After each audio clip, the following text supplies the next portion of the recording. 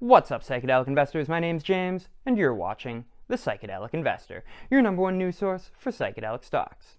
Today, it is my pleasure to bring to you part 2 of This Week in Psychedelic Stocks for the trading week ended on April 9th. And that is right, I did say part 2. And that's because we had so much news this week that we decided to split this episode into 2 different episodes. Yesterday, we took a look at the sector-wide news, specifically 3 different studies that looked at the effects of treating mental health issues with psychedelics.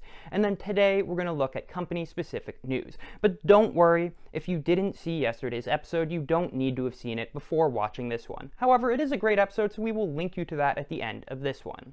So today, first we're going to cover some MindMed news. Specifically, they recently released a new trial looking at MDMA, so very exciting there. Next up, we're going to look at Atai Life Sciences, who is building a computer-brain interface to decode mental health issues, which reminds me a lot about Elon Musk's Neuralink. And then they have also launched a phase 2A trial to try to treat schizophrenia, so that is very exciting. After looking at Atai, we're going to move over to Compass Pathways, who has a price target increase, and they also have scheduled a corporate update. Then we're going to move on to Mydecine, who has progressed 4 new drug compounds towards clinical trials, and then we're going to round out this episode by looking at Entheon, who has launched their genetic test kit, which they say can tell you who is susceptible to having a bad trip based on your genetics, so that is very cool. So if you enjoy this episode, make sure you invest in the channel with your like and subscribe. Over time, you'll see your investment grow as we continue to bring you the information that you need to know before investing in the psychedelic medicines field. Enjoy the episode.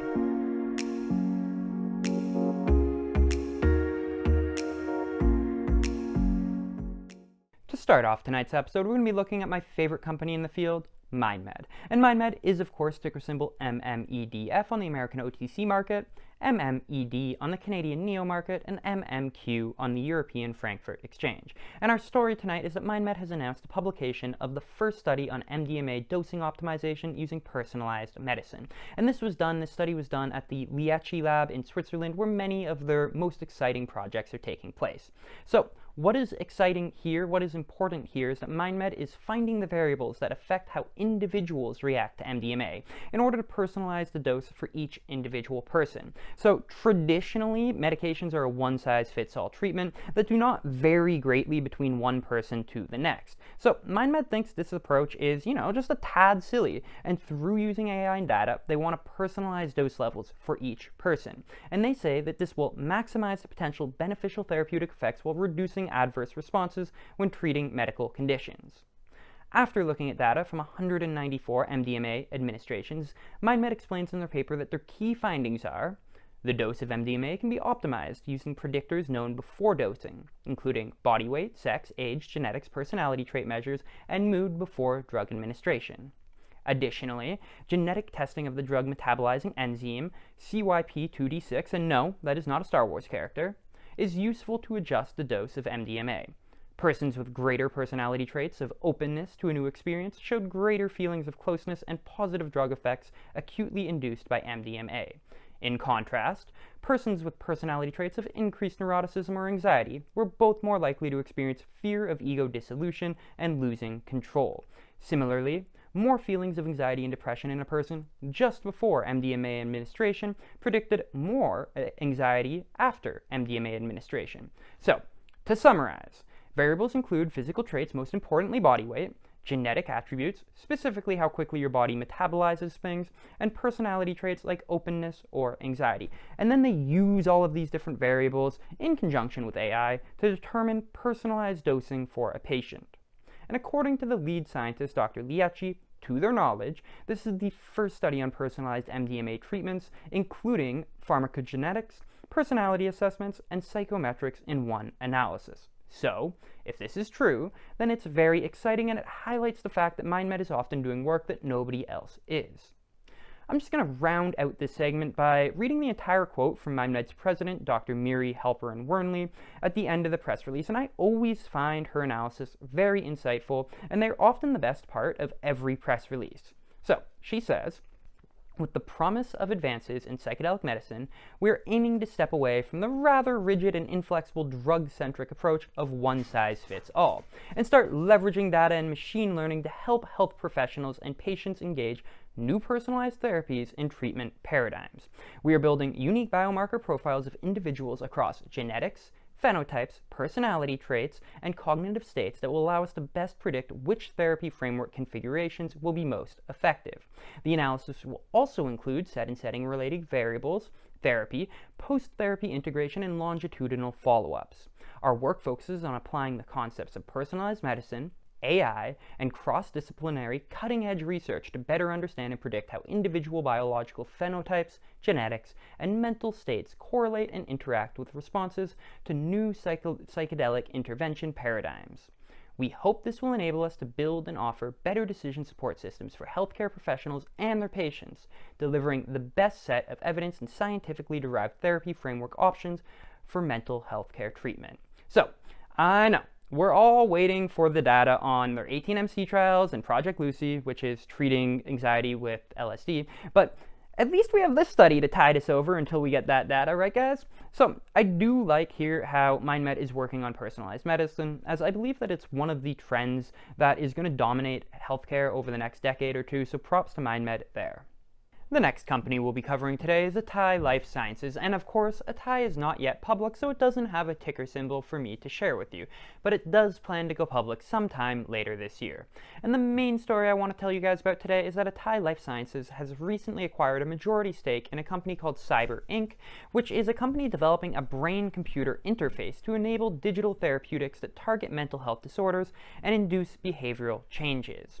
So this actually might be the coolest story that I have for you guys today, so listen up. So what Psyber says their device does is records electrical activity in the brain to gather real-time interpretation of emotional, behavioral, and mental states. Using this, they will be able to decode mental health disorders by examining the neural activity that is related to emotional experiences.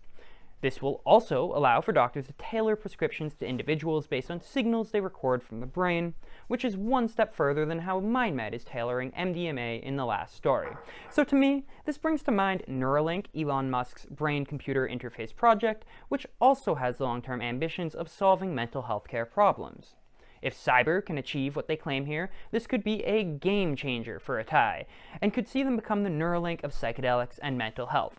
Of course, this advanced combination of artificial intelligence, biology, and brain surgery, potentially, is way out of my comprehension zone. So I would counsel to take this news with a grain of salt and not get too excited about this until we see a demonstration.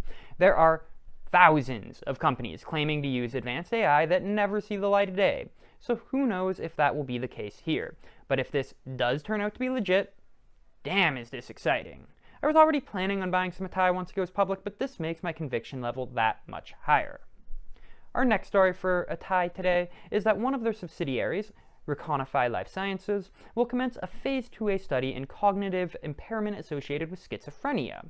Recognify, under the Atai umbrella, is a company focused on developing treatments for cognitive impairment with an initial effort targeting cognitive impairment associated with schizophrenia. So, schizophrenia affects around 21 million people globally and 2.4 million people in the United States, and there is currently no cure or effective treatment. Recognify plans to launch a Phase 2A trial using its novel compound named RL-007 to evaluate the effects of the drug on safety and tolerability, electroencephalograms, and cognition. Once they make it to Phase 2B, they will test for efficacy. So, I have zero idea if there's any chance of this drug working at all, but it is interesting that Atai is attempting to treat schizophrenia, and I wish them the best. It's great that companies are at least attempting to treat schizophrenia, as it can be a devastating illness, and as I said earlier, there is no cure or treatment at the moment, so I really hope that Atai is successful here. The next company we will be covering today is Compass Pathways, and they are, of course, CMPS on the NASDAQ exchange. So the first thing I want to tell you about Compass today is that Roth Capital has initiated coverage of Compass Pathways and has rated it a buy with an $88 price target. And just to let you guys know, Compass currently sits around $37.50, so this is more than a doubling. So take analysts' ratings for what they're worth. I don't really put too much stock into them, as they were years late to the Tesla party, but I still thought I would share it with you guys because this is interesting. And then secondly, I just want to share an update on yesterday's episode. I mentioned that on the 14th, a study from the Imperial College of London would be released on the effectiveness of treating depression with psilocybin as compared to the current treatments of SSRIs. And I said the results would have major implications for Compass. Well, it turns out that I was more right than I thought, and that's because the lead investigator of this study is a guy named Dr. David Nutt, who we've mentioned on this podcast before. But David Nutt also leads Compass Pathways Advisory Board, and on top of this, the day after the study is released, Compass Pathways will give a corporate update. So I don't really know if the two are related or not, but huge shout out to the Reddit user, the Coptic Thinker, for pointing this out. Hopefully, this means bright things for the future of Compass. And full disclosure, as well as owning a position in MindMed, I also do have a small position in Compass Pathway. The next company we'll be covering for you today is Mydecine, ticker symbol MYCOF on the OTC market and MYCO on the NEO. So Mydecine recently announced that they have 4 lead novel drug candidates, and they're preparing them for pre-IND meetings with the FDA and Health Canada to prepare for clinical trials. So these candidates are MYCO-001, a pure psilocybin from natural fungal sources. Its target use include mid to late stage clinical trials. MYCO-2, an enthenogenic compound that has been created with the goal of reducing harm and improving the safety profile versus traditional MDMA, so I guess it's a MDMA derivative. MYCO-3, a psilocybin-based formula with reduced anxiety potential with the aim of removing the possibility of bad trips, even with severely ill patients, and MYCO-4, a patch-delivered tryptamine compound. Properties include short duration, around 2 hours, transdermal, precision dosing, and long-term compound safety. The target use is mid to late stage clinical trials, taking advantage of current publicly available data. So I'm not sure when these are going to eventually make its way to clinical trials, but this is an important step for Mydecine. The first one doesn't really seem patentable to me because it's coming from a natural fungus, but the other 3 do, which would be good for the company. I'm going to go ahead and read y'all a couple quotes from this press release. The first one will be from the CEO, Joshua Barch. By increasing the complexity of these compounds, we are increasing layers of patents applied, which in turn also adds pharmaceutical value to the drug candidates. The next quote is by Dr. Hoyer, who is on their advisory board. In addition to Mydecine's natural product portfolio, we believe these natural compounds also provide excellent starting points for new compounds, which further meet the demands of the clinic and have improved safety, efficacy, and formulation properties. Our research focuses on molecular design, achieves these goals. So, I just want to chime in here with a couple thoughts. First, I'm not necessarily against patenting new compounds which have never existed before, which is what Mydecine is doing here. However, the goal should always be to create a more effective compound than the original, and not just to add complexity for the sake of obtaining a patent. So, to their credit, that is what Mydecine is saying they're doing here, so hopefully that's true. But ultimately, the winners in this field will be the ones with the most effective compounds, and unfortunately, 5 years out or whatever we are, we have no way of judging who this is going to be, but it is encouraging to see so many different companies working on different compounds. And the last company we're going to be covering today is Entheon Biomedical, and they are, of course, ticker symbol ENBI on the CSE and ENTBF on the OTC. And the news we have for you today is that Entheon has now launched their genetic test kit to screen a person's DNA to see how likely they are to react badly to psychedelics. So this test kit is now available for sale in Canada, and the goal is to have it available in the coming months in the United States. This is the first genetic test kit for psychedelics, and if it works, it could be really big news, not only for Entheon, but the entire sector. So not only will this help Entheon with their DMT to treat addiction trials, but it will also give them a revenue source right now, because the company can sell this test kit to other companies and research entities to fund their research. If this works, it could be a game changer for the entire psychedelic medicines field. So I'm going to go ahead and read you a couple quotes from this press release just to explain how this test kit works. So, Entheon says, this test kit will provide genetic, personal, and familial insights to better inform one's psychedelic-assisted therapy experience.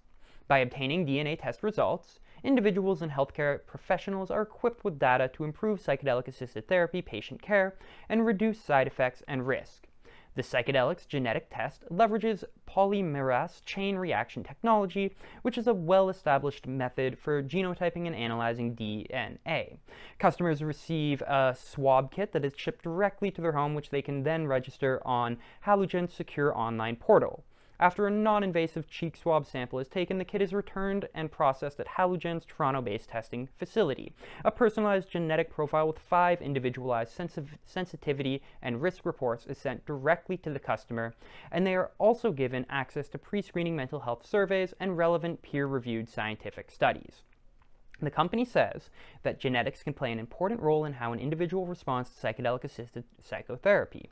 For example, the H2R2A gene mutation, carried by about 20% of the population, can impact how a person responds to serotonin, which is the primary mechanism of action for the serotogenic psychedelics such as psilocybin, LSD, and DMT. Another gene, CYP2B6, can influence the metabolism of ketamine for the 10 to 20% of people that carry a specific CYP2B6 gene variant. And lastly, a quote from their CEO, Timothy Ko.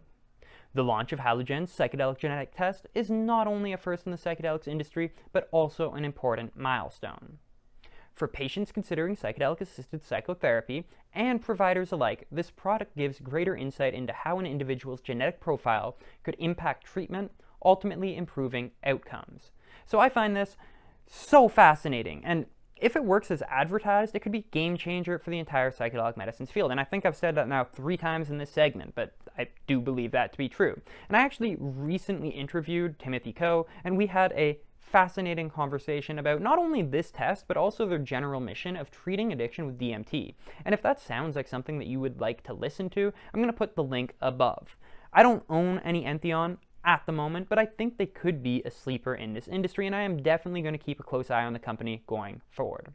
So that's it for today. I hope you guys enjoyed the episode. I'll throw a link to part 1 of This Week in Psychedelics above now, and I'll also put it at the end screen at the end of this episode in like 8 seconds. I hope you enjoyed the episode, and if you did, please remember to like and subscribe. It really helps grow the channel, and it ensures that you keep seeing this information. So that's all for today. This is James from the Psychedelic Investor, signing out.